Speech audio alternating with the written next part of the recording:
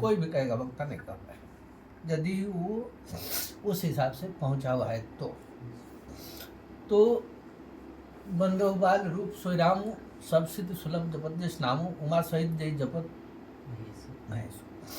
तो भगवान 3 प्रकार की कथा होती है।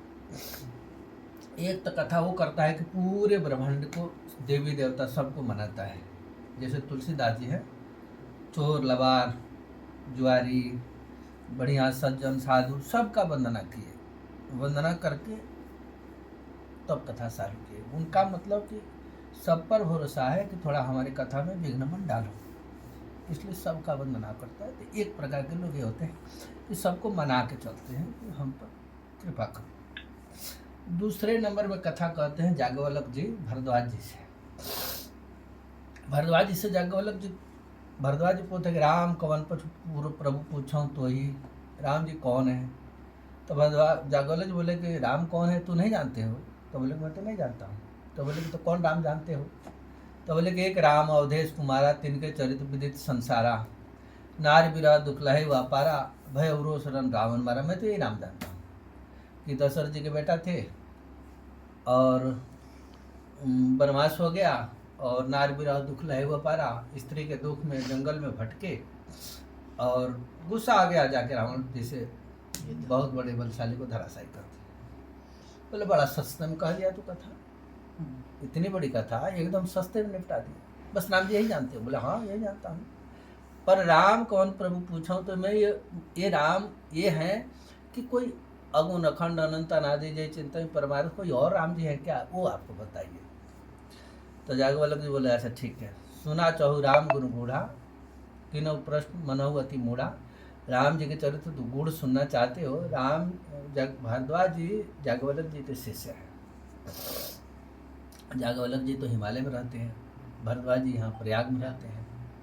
और प्रयाग में रहते हैं तो उनका एक विशेषता है जाज्ञवल्क्य जी का, भरद्वाज जी का, परमार्थ पथिक सुजाना। परमार्थ का मतलब है परम जोड़ अर्थ, जिस अर्थ के बराबर कोई अर्थ हो ही नहीं सकता।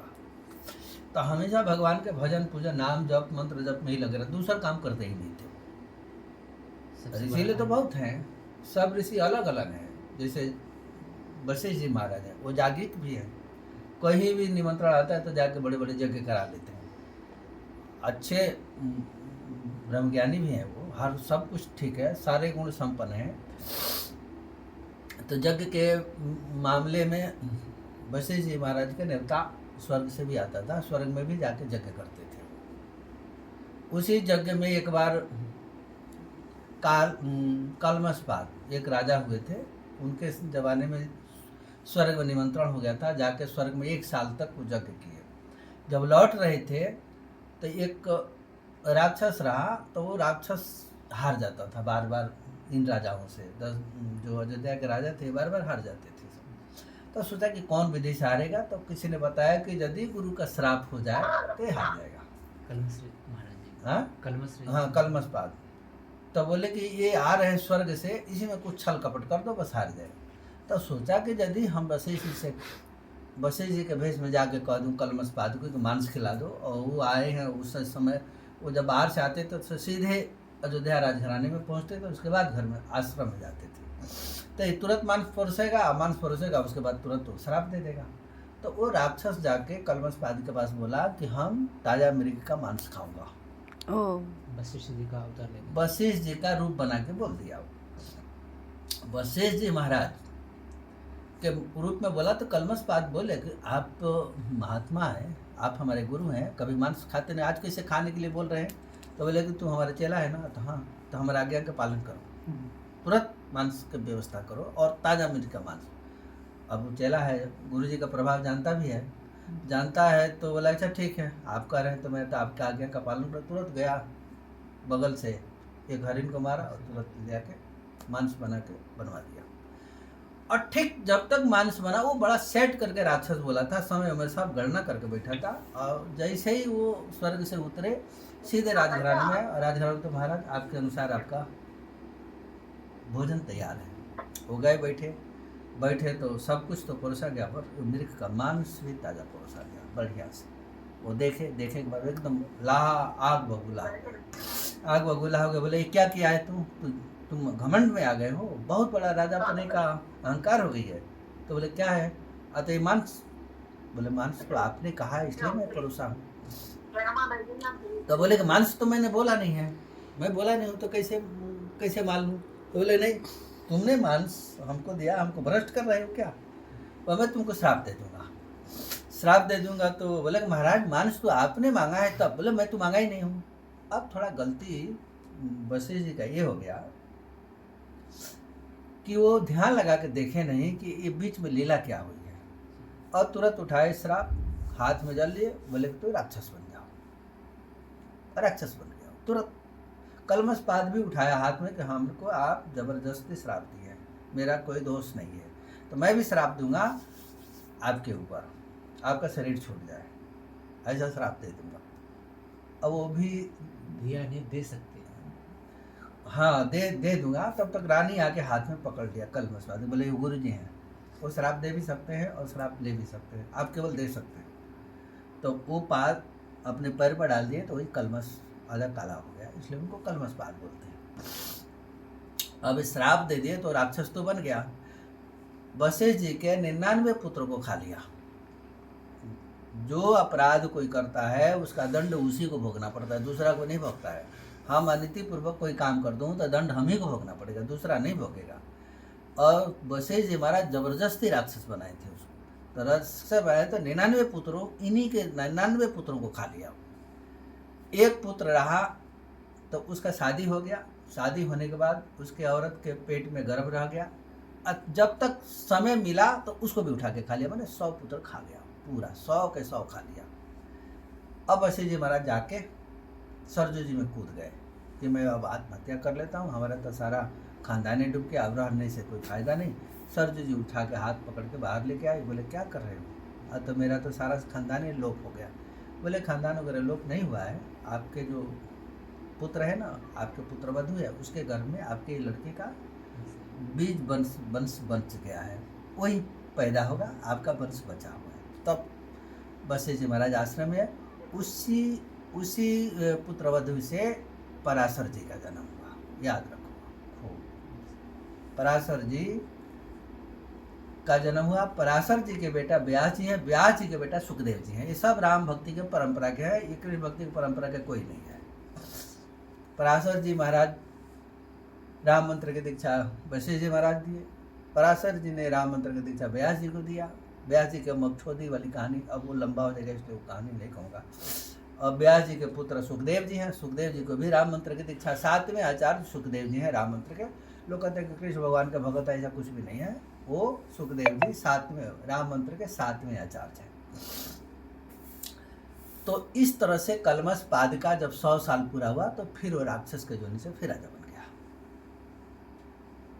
हमारे कहने का मतलब यह है कि बस जो पाप जो करता है व्यक्ति, वो पाप यदि अनुचित है, अनुचित रूप से किया है, तो उसका दंड का भागी वही बनेगा। अयोध्या का कोई भी नहीं बना, किसी का भी लड़का नहीं खाया, वो केवल वशिष्ठ जी का लड़का खाता था। वो बार बार उन्हीं का खाता, उन्हीं के उन्हीं की कुटिया उजाड़ता था, उन्हीं को तहस नहस कर देता था, सब कुछ उन्हीं का करता था। बाकी और थोड़ा बहुत उत्पाद मचाता था, लेकिन विशेष उत्पाद आश्रम में मचाता था। वो अपनी सुरक्षा भी नहीं कर पाते, नहीं कर, श्राप दिया हुआ है उनका ना, कैसे हो पाएगा? नहीं हो पाएगा। इतना बल होने के बाद भी कुछ नहीं कर पाते थे, इसलिए कि वो पाप है। इसी तरह से जैसे चंद्रबल किसी का कमजोर होता है तो वो पूर्वजन्म का कोई पाप होता है, तो वो पाप से वो चंद्रबल कम हो जाता है। तो कम हो जाएगा तो वो उसका दुख हो, ये प्रारब्ध के लिए शरीर बना है। जो आप हम कर्म करेंगे तो वही प्रारब्ध लेके आएगा, उसको भोगना अवश्य में भोक्तव्यम, प्रारब्ध को भोगना ही पड़ता है। अथवा राम नाम से प्रारब्ध कट भी जाता है। राम मंत्र उतना उच्च श्रेणी में 96 करोड़ की जो श्रेणी पुराणों ने गाया है, तो उस 96 करोड़ के स्कोर तक पहुँचते पहुँचते सारा पाप धाराशाही हो जाता है। धाराशाही तो संचित प्रारब्ध क्रिया मतलब तो तीनों ही धाराशाही हो, तीनों धाराशाही हो तो सुख तो हो जाएगा। इसलिए सबसे सुनहु माते लोग अभागी, हरि तज होई विषय अनुरागी। पार्वती से कथा कह रहे हैं भगवान शिव, तो कहते हैं कि वो लोग अभागा है जो भगवान का भजन छोड़ के विषय में अनुरक्त हो जाते हैं और रातों दिन विषय की चिंतन करते हैं, वो अभागी है। भाग्यशाली तो केवल भगवान का नाम जपने वाला है। तो उसी प्रकार भरद्वाज जी जब पूछ रहे हैं कि राम कौन प्रभु पूछूं तो ही, कई समझाए बुझाई मोही। हमको राम जी कौन है, तो भरद्वाज जागवल्लभ जी बोले राम जी कौन है, ये तो ठीक है, अच्छा प्रश्न कर दिया, लेकिन तुम क्या जानते हो राम जी के विषय में। तो बोले कि मैं जो जानता हूँ जान लीजिए। एक राम अवधेश कुमारा, वो तो दशरथ जी के बेटा है। नार विरह दुखलाई व्यापारा, स्त्री की चोरी हो गई जिसके चलते वो बहुत ज़्यादा दुख पाए, और फिर नार विरह दुखलाई व्यापारा, भय रोष समर में क्रोधित हो गए, रावण जैसे वीर को धराशायी कर दिए। जागवल्लभ बोले बड़ा सस्ते में बोल दिया तू, राम जी के जो चरित्र संक्षेप में जो वर्णन कर दिया बहुत हल्के में बोल दिया, राम जी तो वही हैं। तो बोले कि सुनो, अब जागवल्लभ जी महाराज सोचे कि राम जी के विषय में सही में भगत है कि नहीं है, थोड़ा पता लगा लेना चाहिए। वैसे भरद्वाज जी का काम है परमार्थ पथिक सुजाना। परम जोड़ अर्थ, परमार्थ का मतलब लोग आजकल अनुचित उल्टा अर्थ लगा लेते हैं। कोई कहता है कहाँ गए थे, किसी के दूसरे के सेवा में गए ना, तो लोग बोलते हैं परमार्थ में गए थे, नहीं कहते हैं वो परमार्थ का अर्थ नहीं पता है कि परमार्थ वो परहित हो सकता है, परमार्थ नहीं हो सकता है। पर कोई किसी का काम करता है तो उसको बोला जा सकता है कि परहित, माने दूसरे के हित के लिए गया था, दूसरे का हित काम साधना कर रहे थे, हित का साधना कर, तो दूसरे का काम करेंगे वो परहित में होगा, परमार्थ में नहीं होगा। परमार्थ का मतलब ये होता है परम जोड़ अर्थ, उस धन के बराबर कोई अर्थ, माने धन, उस धन के बराबर कोई धन है ही नहीं।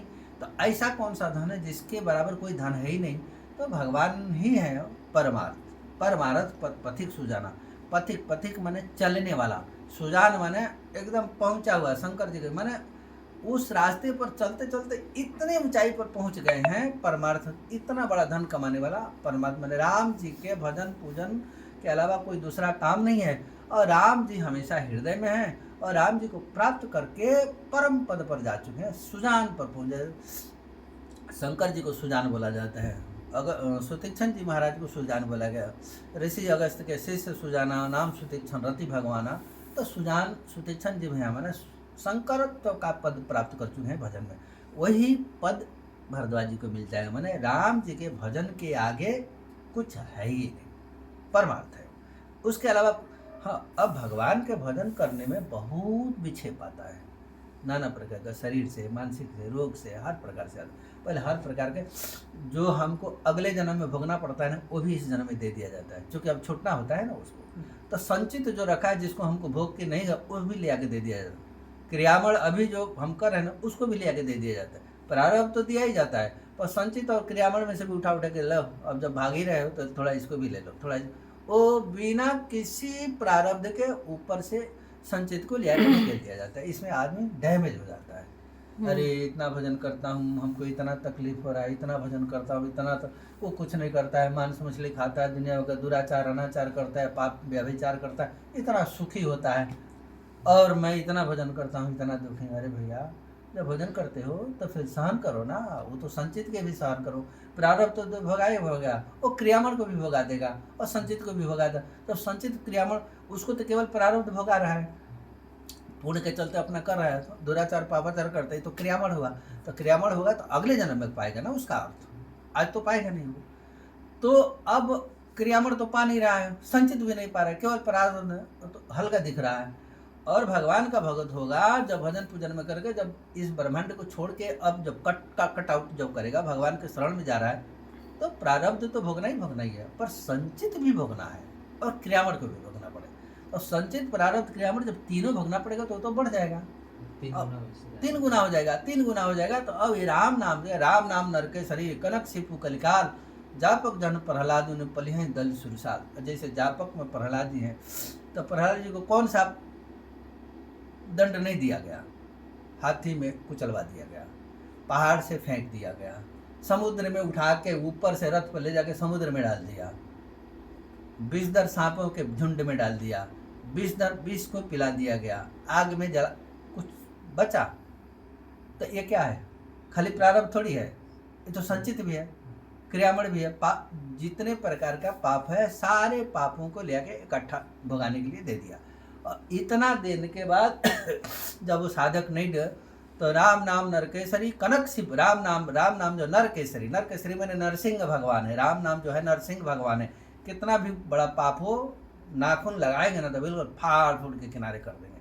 लेकिन वो नाखून लगाने के लिए उतना पहले बल होना चाहिए, जैसे प्रहलाद जी जपते जपते जपते उनका भी पूंज आया ना वो, तो जब पूंज लग जाएगा उस दिन तो पेट फाट जाएगा पाप का, कुछ भी नहीं बचेगा। लेकिन वो पूंज का प्रतीक्षा करना चाहिए कि कब हमारा पुण्य का पुंज लग गया। जिस दिन पुण्य का पुंज लग जाएगा सारे पाप का पेट फाड़ देंगे। तो राम नाम नर केसरी, नर केसरी माने नरसिंह भगवान, राम नाम नर केसरी जापक जन प्रहलाद जिमी, जापक प्रहलाद है पली है दल सुरसाल, सारे सब कुछ पापों को, सब कुछ देवताओं के विरोध के विक्षेप, सुरसाल सारे देवताओं के विक्षेप का, सब कुछ सारे विक्षेप को एक साथ जब राम नाम का पुंज लग जाएगा तो फाड़ देंगे, जीव सुखी हो जाएगा। प्रहलाद जी के जब नरसिंह भगवान दर्शन दे दिए, सुखी हो गए कि नहीं हो गए? कोई पाप रहा उनके पास, कोई विक्षेप रहा, सीधे सीधे ले जाके सिंहासन पर बैठा दिए, 33,000 वर्ष राज किए, कोई विक्षेप नहीं। पर शुरू में जब तक हम प्रारब्ध के चपेट में रहेंगे, संचित प्रारब्ध क्रियामल के चपेट में रहेंगे, तब तक दुख होगा। तो ये दुख में व्यक्ति को विचलित नहीं होना चाहिए, अपने मार्ग पर चलते रहना चाहिए। विचलित हो गया तो गया, खत्म। अरे हम ये काम कर रहे थे, इसमें सुख नहीं है, ये आदमी बदल देता है, ये भाई ये काम नहीं है, इसमें बदल देते हैं। और बदल दिया तो फिर वो सूत्र गड़बड़। जापक जन प्रहलाद दल हैं सुर संसार, दल के सबको सारे भोगों को भोगते हुए और अपना जप को जब बढ़ाएगा, दल सारे को नरसिंह भगवान जैसे जब पूरा पुंज हो जाएगा पुण्य का, तो सारे पेट फाड़ फूट के निकल जाएंगे और साधक सुखी हो जाए। सुखी मीन जहाँ नीर अगाधा जिमी हरिशरण न एक बाधा। जैसे मीन माने मछली होता है, नीर माने पानी, जहाँ अगाध पानी होता है मछली बड़ा सुख से रहती है वहाँ। सुखी मीन जहाँ नीर अगाधा, सुखी मीन सुखी तब होती है जहाँ पानी बहुत ज़्यादा होता है। जिमी हरिशरण न एक बाधा। अब भगवान का भक्त जो है जब भगवान के शरण में पहुँच जाता है तो जिमी हरिशरण न एक बाधा। कब? जब भगवान से जुड़ जाएगा तब, पहले नहीं। पहले तो सारे पीछे पाएगा उसके पास। राम जी जब स्वीकार कर लेंगे हाँ अब ये हमारा हो गया, राम जी के जब सन्मुखता बन जाएगी, सन्मुख हो जी मोहि जब जन्म कोटि अघनाश तब फिर जिमी हरिशरण नहीं को बाधा। फिर राम जी उसके हो गए, राम जी का वो हो गया, जाना तो तुम्हें ही हो जाएगी। राम जी को जानते जानते राम जी का ही हो जाता है वो। और जब राम जी का हो जाएगा तो काल कर्म ज्ञान व्यापी नहीं ताही, रघुपति कृपा कर चितवा जाए। जब राम जी की कृपा हो जाएगी तो काल कर्म ज्ञान ये सारे संचित प्रारब्ध के कहीं कुछ भी नहीं बचेगा, सब के सब धराशायी हो जाएंगे और सुखी मीन जहाँ नहीं रहेगा। तो फिर सुख मीन मछली के जैसा सुखी हो जाएगा नीर में, जैसे भगवान के शरण में गया तो वहाँ तो कोई छल प्रपंच है नहीं, कोई दुख सुख है नहीं। तो भगवान के भजन पूजन जजन करके वहाँ तक पहुँचना चाहिए। किसी भी संबंध में, किसी भी अनाप शनाप में कहीं कुछ भी अटक झटक नहीं आना चाहिए। यही परीक्षा होती है कि किस में अटक जाता है जीव जाके। अब उस जीव को वहाँ जब लटकता है तो जब वो स्वयं लटकता है तो भगवान छोड़ भी देते कि जाओ तुम ही लटक रहे हो तो मैं क्या करूँ। हालांकि थोड़ा सा कोशिश करते हैं। आवत निकट हसत प्रभु भाजत रुदन कराए। काकुसुंडी जी राम जी के आंगन में, राम जी आंगन में खेल रहे हैं। अब खेल रहे हैं तो मालपुआ बड़ा प्रिय है उनको खाने का। मालपुआ का मतलब ये होता है आटा, चीनी और घी से बनता है। स्निग्ध माने घी होता है, बड़ा मुलायम होता है, चिकना भी होता है।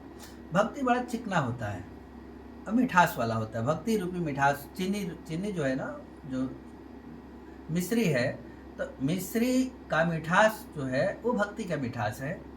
और स्निग्धता है तो स्निग्धता है वो भगवान का प्रेम है। और जो भगत होता है वो आटा है। आटा जब चीनी में मिलेगा और उसका संयोग जब घी में पड़ेगा तब जाके मालपुआ बनेगा। तो उसी प्रकार भगत, भगवान का प्रेम और भगवान की भक्ति जब तीनों इकट्ठा होगी तो मालपुआ का रंग पकड़ेगा। घी भगवान है, घी भगवान है, मिठास, भक्ति मीठी है, चीनी मिठास है, भगवान चिकनाई वही देगा ना। जब चिकनाई खाली चीनी और आटा मिला दें तो मालपुआ तो नहीं बनेगा, ऐसे ही रह जाएगा, मिठास स्वादिष्ट तो नहीं होगा। तो जब ये शरीर रूपी आटा भक्ति रूपी चीनी मिश्री में जब घुल जाएगी और तब राम जी की कृपा होगी। स्निग्धता मतलब घी में जब डुबकी लगा लेगा, भगवान में जब डुबकी लगा लेगा तो वो खाने योग्य हो जाएगा। और जब खाएगा तो मन को तृप्ति होगी। तो वही मालपुआ भूसुंडी जी सामने खेल रहे हैं, काकभूसुंडी जी उनको दिखा रहे हैं। तो दिखाते हैं तो काकभूसुंडी को जब मालपुआ दिखा तो दौड़ के निकल वो पुआ खाने के लोभ में आते हैं। आवत निकट हंसत प्रभु, जब जीव भगवान के निकट आता है तो हंसते हैं। तो काकभूसुंडी जी को जब मालपुआ दिखाए तो काकभूसुंडी जल्दी जल्दी आ गए और गहन कहाँ भुजा पसारी। और ये मालपुआ वाला हाथ क्या करते हैं, जब पास में आ गया ना तो ये पीछे कर लिए और ये हाथ पकड़ने के लिए पकड़ लूँ। अब इसी पर काकभूसुंडी जी कूद के भाग गए। अरे ये बताओ ना, ये तो हमको मालपुआ दिखा के पकड़ने की कोशिश में कर रहे हैं और कूद के भाग गए। तो कहते हैं कि भाजत रुदन कराएं। अब जब काकभूसुंडी जी भागते हैं तो रुदन रोने लग जाते हैं। अब इसमें लीला क्या है? लीला ये है कि जब जीव आता है भगवान के पास में तो भगवान खुश होते हैं कि 84 के चक्कर से छूट जाएगा, हमारे पास में आ जाएगा। पकड़ने का मतलब आओ हमको पकड़ा लो अपना का, तुम निश्चिंत हो जाओ। स्वयं भगवान पकड़ रहे हैं पर जीव अपना जो है ना गर्दन छुड़ा के भगवान के हाथ से बाहर भाग जाता है। तो बाहर भाग जाता, भाग तो रुदन कराएं। फिर राम जी रोते हैं कि अब जाएगा 84 के चक्कर में, कुटाई होगी खूब, इसलिए रोते हैं। तो अब मालपुआ यदि खाना है तो भगवान को तो पकड़ना ही पड़ेगा। उस मालपुआ के लालच में मैंने भगवान के भक्ति और कृपा के रूपी डोर में आके जब मालपुआ के चक्कर में फंसेगा, भक्ति के चक्कर में, भगवान के खुशी सुख के चक्कर में जब फंसेगा तो जब फंस जाएगा तो आ जाएगा। जैसे मछली है, मछली को चारा लगा दिया जाता है तो चारा के लोभ में आके खा लेती है। और चारा खा लेती है तो बंसी लगाने वाला क्या करता है, खींच देता है तो जल से बाहर आ जाती है। तो लोभ में आती है तो फंस जाती है। उसी प्रकार राम नाम के लोभ में यदि अपने मन को लगाया जाए, राम नाम का चारा खा लिया जाए तो राम नाम का चारा खाते खाते खाते खाते वो चारा पहुंचाएगा कहाँ? राम जी के पास पहुंचा देगा। तो राम जी के पास जब पहुंच जाएगा तो सुखी मीन नीर आगादा, फिर वही हाल हो जाएगी। मछली जो है ज़्यादा पानी पाके, नीर माने पानी, मीन माने मछली। तो ये मन रूपी साधक के मन रूपी मीन जो है ना राम जी के जब शरण में पहुंच जाएगा तो जिम्मे हरि शरण नहीं है कौ बाधा, राम जी के शरण में पहुंच जाएगा फिर कोई बाधा नहीं होगी। अब कथा कहते कहते भरद्वाज जी महाराज राम जी की परिभाषा दे दिए।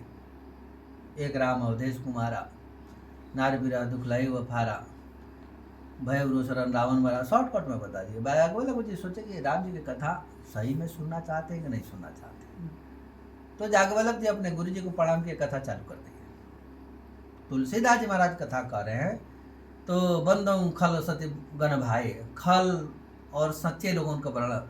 बंदों पृथ्वीराज समाना, सहस नयन पर दुख साई सहस 10 कान। दूसरे का अवगुण जो है 1000 कानों से जो सुनता, मतलब 2 प्रकार की बात हो गई वहाँ। पृथ्वी जी महाराज भगवान से वरदान मांगे थे, आशीर्वाद। ये सो रहा है थोड़ा जगह। तो पृथ्वीराज महाराज भगवान से आशीर्वाद मांगे थे कि हम 10,000 कान हमारे शरीर में दे दीजिए ताकि भगवान का गुणानुवाद सुने। भगवान बोले कि 10,000 कान दे दूँ तो पूरा शरीर तुम्हारा काने काने हो जाएगा। ये काम क्यों करेगा? बोले महाराज मैं तो 10,000 कान से आपका गुण सुनना चाहता हूँ, आपका कथा सुनना चाहता हूँ। तो भगवान बोले कि 2 ही कान में इतना क्षमता दे दूंगा कि 10,000 के बराबर हो जाएगा। तो बोले ऐसा ही करिए। तो पृथ्वी जी महाराज के कान में, 2 कान में 10,000 कानों की क्षमता दे दी है सुनने के लिए। अब यहाँ गोस्वामी जी पर दुख सुनाई, पर अग सुनाई सहस 10 कान। पर मैंने दूसरे का पाप सुनने के लिए जो 10,000 कान बनाता है उसकी भी वंदना करता हूँ। पृथ्वीराज को तो वंदना करता हूँ कि 10,000 कान के बराबर भगवान का गुणानुवाद सुनते हैं, लेकिन 10,000 कानों से जो दूसरे का पाप सुनता है उसको भी मैं वंदना करता हूँ। मैंने गोस्वामी जी ने सबका वंदना किया, खल चोर लबार सबका वंदना कर दिए, पर यही जागवल्लभ जी कथा कहते हैं तो किसी का भी वंदना नहीं किए। सीधे सीधे भगवान राम जी को अपने गुरु को प्रणाम करके कथा सुना दिए। 3 प्रकार के कथावाचक ने पहले बता दिया।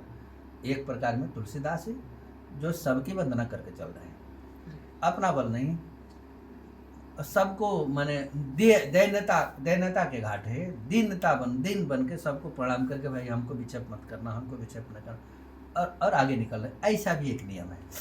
और जिसके पास सामर्थ्य है जागवल्लभ जी के जैसा, सीधे गुरु को प्रणाम किए, कथा चालू हो गई। जागवल्लभ जी सोच रहे हैं कि थोड़ी इनकी परीक्षा ले लूं कि राम जी के प्रिय हैं कि नहीं। तो ये पूछ रहे हैं राम कथा, और वो सुना दिए शंकर कथा, रामचरितमानस में है ना। तो शंकर जी की कथा सुनाए, और जब शंकर जी की कथा सुनाने लगे तो भरद्वाज जी की आंख से खूब आंसू गिरने लगा, खूब बड़ी मगन होकर सुनी कथा। तब कहे कि भैया मैं तो प्रथम कही हर चरित जाना मरम तुम्हार। जागवल्लभ जी बोल रहे हैं पहले शंकर जी का चरित्र कह के मैं तुम्हारा मरम जान रहा हूँ, जानने की कोशिश किया कि राम जी के प्रेमी हो कि नहीं हो। पहले के कथावाचक जहाँ तहाँ राम जी की कथा नहीं कहते थे, कितना भी धनी हो, कुबेर के जैसा धनी हो, नहीं कहते थे। आजकल तो जबरदस्ती कथा कहने के लिए लोग जाते हैं कि हमसे कथा कहवा लो, हमसे कथा कहवा लो। जा जाके हर जगह गांव में एक मंच, एक गांव का प्रधान होता है, वहाँ जा कहते हैं कि हमसे कथा कहा लो, और फिर वो व्यवस्था करता है कथा। आजकल कथा का मतलब जहाँ तहाँ ऐसे उड़ा दिया जाता है, बिजनेस, धंधा का विषय हो गया। पर पहले जागवल्लभ जी के चेला है भरद्वाज जी, और ये कथा पूछ रहे हैं तो इनकी पहले परीक्षा ले रहे हैं कि राम जी के कथा का अधिकारी है कि नहीं। राम जी के कथा का अधिकारी ना हो तो कुबेर के समान भी यदि व्यक्ति हो उसको कथा नहीं सुनाना चाहिए, ऐसा रामचरितमानस में उद्घोष है। अब जब क्या दोबारा रिपीट करना गुरुदेव, क्या बोले आप? राम जी की कथा जो है ना, जब अधिकारी हो उसी को सुनाना चाहिए, अनाधिकारी को राम जी की कथा नहीं सुनाना चाहिए, अनाधिकारी को राम नाम का उपदेश भी नहीं देना चाहिए। राम जी प्रिय हो उसी को उपदेश देना चाहिए, उसी को राम मंत्र की दीक्षा देना चाहिए, नहीं तो नहीं देना चाहिए। पंचायती को तो देना ही नहीं चाहिए। तो गुरुदेव जब तक उसको राम जी को पता नहीं होगा साधन करेगा तो राम जी अपने आप प्रीति में ले आ जाएंगे। अन्य देवताओं में तो प्रीति हो जाएगी, अन्य में विश्वास भी हो जाएगी, राम जी में प्रीति जल्दी होती नहीं है। राम ने राधा, म ने माधव बोल देते थे। गौरिया संप्रदाय वाले बोलते थे कि राम जी 12 कला के हैं और कृष्ण भगवान 16 कला के हैं। राम नाम 3000 जपो, कृष्ण नाम 1 जपो बराबरी। इसके एवज में ठाकुर जी को भी चिंता हुई, हमारे मन में भी थोड़ी राम जी को चिंता हुई, इसलिए हमारे को प्रेरणा हुई। हमारे मुख से हम नहीं बोला हूँ, राम जी ने बुलवा दिया तो उसका प्रभाव भी देखा गया बढ़िया से, सभी ने स्वीकार किया, नहीं किया, कोई विरोध तो नहीं किया। राम नाम के विषय में जो शास्त्रों में लिखा वही बोले, हम अपने ओर से तो कुछ भी नहीं बोले। राम नाम प्रभावेण स्वयंभू सृजते जगत विवर्ती शकलम विष्णु शिव संगरते पुनः। मैं अन्यथा क्या बोला हूँ, शास्त्रों में जो बोला है कि राम नाम के जप के प्रभाव से ब्रह्मा जी सृष्टि की रचना करते हैं, राम नाम के प्रभाव से भगवान विष्णु सृष्टि का भरण पोषण करते हैं, और राम नाम के प्रभाव से भगवान शिव सृष्टि के संहार कर देते हैं। तो राम नाम के प्रभाव से सृष्टि चल रही है, और यहाँ कहते हैं कि राम नाम 3000 जपो तो कृष्ण नाम 1 बराबर। ये तो सीधे सीधे झूठी बात हो गई, और झूठी बात होगी तो झूठी बात के लिए जब कोई फैलाएगा तो भगवान उसकी व्यवस्था करेंगे काट करने के लिए, और काट करके ले आकर रख देंगे। तो वो ये काट की बात हुई, भगवान की इच्छा हुई, हमारी कुछ भी उसमें इच्छा नहीं है, हम उतना बोल भी नहीं सकते हैं। एक प्रदीप मिश्रा कुछ बोल दिया, अनाप शनाप, वृंदावन वाले कितना बेइज्जती किए, मार पीट भी कर दिए, लेकिन हमने तो शास्त्रीय प्रमाण दे दी के बोले राम ने राधा, म ने माधव, तो होता नहीं है ना। पर वृंदावन वाले ये भी बोलते हैं कि राम ने राधा, म ने माधव, ये तो अनुचित बात हुई ना। तो अनुचित नहीं बोलना चाहिए। हम तो कभी भी नहीं बोले कि राधा ऐसी हैं वैसी हैं, कहीं कुछ नहीं। राम जी का क्या है, राम जी राम नाम क्या है, बस इतना ही बोलना है हमको। आगे हाँ कौन क्या करता है उसे हमें कोई लेना देना नहीं, हमको अपना स्टैंड लगाना, अपना पक्ष मजबूत करना है। हमारे मजबूत का मतलब जबरदस्ती नहीं, शास्त्रों ने जो लिखा है, शास्त्रों ने जो बताया है राम नाम के विषय में, वही राम नाम कर अमित प्रभाव, वेद पुराण उपनिषद गावा, राम नाम का अमित प्रभाव है। ऐसा कोई नाम नहीं है भगवान विष्णु का हजारों नामों में जिसका अमित प्रभाव हो। राम नाम के अलावा किसी भी नाम का, भगवान के 24 अवतार हो चाहे 1024 हो, पर किसी भी नाम का इतना प्रभाव नहीं है जितना राम नाम का प्रभाव है। कोई कहते रहे जिसको बहुत ज्यादा प्रभाव, मतलब यही है कि राम नाम से बड़ा कुछ नहीं है, राम नाम से बड़ा कुछ भी नहीं है, और राम जी से भी बड़ा भी कोई कुछ नहीं है। अगुण अखंड अनंत अनादि जय चिंता ही परमानस भारी। मनु शत्रुपा जी तपस्या कर रहे हैं, और तपस्या कर रहे हैं तो यहाँ ब्रह्मा विष्णु महेश तो तीनों आ गए हैं। मनु शत्रुपा तप देखी अपारा, विधि हरि शंभु आये बहुबारा। तीनों देवता तो आ गए, मांग अवर बहु भांति लो भाई, बहुत लोभ दिए, बहुत किए कि आप ये ले लीजिए, ये ले लीजिए, ये ले लीजिए, कहीं कुछ नहीं। बोले कि क्यों नहीं मांग रहे हो, तो बोले कि देखा चाहूँ परम सर्व प्रभु सोई, आपके ऊपर कोई है क्या? बोले कि हाँ है। तो बोले कि देखा चाहूँ परम, मैं परम प्रभु को। तो परम प्रभु को जब जाने तो विष्णु भगवान जानते हैं। राम नाम परायण विवर्ती सकल, जिनके नाम से जब के मैं विश्व का भरण पोषण करता हूँ वो तो हमारे ऊपर हैया है। तो जब हैया है तो हट गए, नहीं हट जाएंगे। जब वो विष्णु भगवान राम नाम जप के विश्व का भरण पोषण कर रहे हैं, अब उनसे कह रहे हैं कि देखा चाहूँ परम प्रभु, तो हट नहीं जाएंगे, वो कहाँ टिकेंगे वहाँ। अब लोग भ्रमवश राम जी को विष्णु भगवान से जोड़ देते हैं कि विष्णु भगवान के अवतार है राम जी। अरे आप थोड़ा शास्त्र पढ़ो, सत्संग करो, किसी गुरु से पूछो, वो बता देगा कि राम जी कौन है। राम जी घास भूसा थोड़ी है क्या, जब चाहे तब फूंक के उड़ा दो। राम अनंत अनंत गुणादि, राम जी अनंत हैं, उनका गुण भी अनंत है, और राम जी से अनंत शक्तियां नित्य प्रकट होती हैं, और हर ब्रह्मांड में रोम रोम प्रति लागे कोटि कोटि ब्रह्मांड, राम जी के रोम रोम में अनंत कोटि ब्रह्मांड झूला हुआ है। अनंत कोटि हर ब्रह्मांड में एक ब्रह्मा, एक विष्णु, एक महेश लगे हुए हैं। इनका सबका मालिक राम जी अलग है। अभी ये थोड़ी कि एक ही ब्रह्मांड है, रोम रोम प्रति।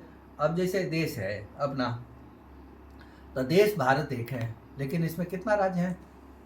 28-29 है ना। सबका मुख्यमंत्री अलग अलग है, अपने अपने क्षेत्र में तो वो मालिक है, लेकिन देश में मालिक तो नहीं है वो। उसी प्रकार ब्रह्मांड के मालिक ब्रह्मा विष्णु महेश है, तो अनंत कोटि ब्रह्मांड के मालिक तो ब्रह्मा विष्णु महेश नहीं है। अनंत कोटि ब्रह्मांड का मालिक राम जी हैं और श्री सीताराम जी हैं, उनकी शक्ति और वो, बाकी कोई दूसरा है ही नहीं। राम जी के बराबर कोई देवता नहीं है, राम नाम के बराबर कोई